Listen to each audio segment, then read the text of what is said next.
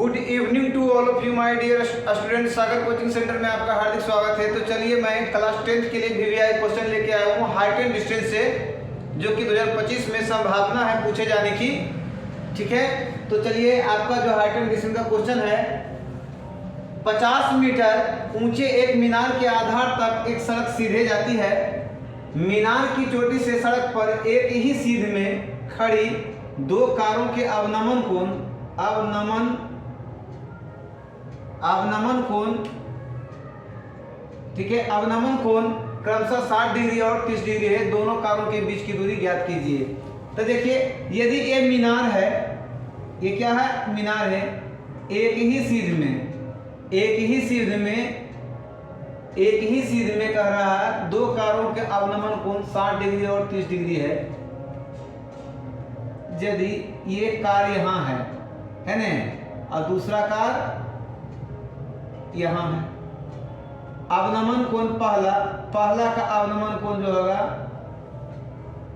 देखिए इसको इसके समांतर लाएंगे तो पहला का अवनमन कोण जो होगा यहाँ से यहाँ होगा, ये कितना हो जाएगा, यहाँ से यहाँ तक जो आएगा ये 60 डिग्री हो जाएगा। कितना हो जाएगा, और ये कोना जो है 30 डिग्री होगा। तो ये 60 है, तो दो समांतर रेखा को जब तिर्यक रेखा काटती है तो एकांतर कोण समान, तो ये वाला हो जाएगा कितना, 60 डिग्री। ये देखिए, यहाँ से समांतर रेखा अगर खींचते हैं तो तिर्यक रेखा काटती है तो एकांतर कोण समान, यहाँ से यहाँ पूरा 60 है तो 60 डिग्री होगा, और ये वाला 30 है तो ये वाला कितना होगा, 30 डिग्री होगा। नामांकन कर दीजिए, ए बी सी और डी कर देते हैं। ठीक है, चलिए कहता 50 मीटर ऊंचे मीनार की ऊंचाई भी दिया हुआ, कितना, 50 मीटर दिया हुआ है। मीनार की ऊंचाई जो दिया हुआ 50 मीटर दिया हुआ है। ठीक है, तो अब हमें ये पता नहीं है और ना ही ये पता है ना, तो ये 60 डिग्री पता है, इससे हमको ये पता चल जाएगा। और दोनों कारों के बीच की दूरी निकालना है, इसकी दूरी, तो पहले हमको ये भी ज्ञात होना चाहिए। तो चलिए, त्रिभुज ए बी सी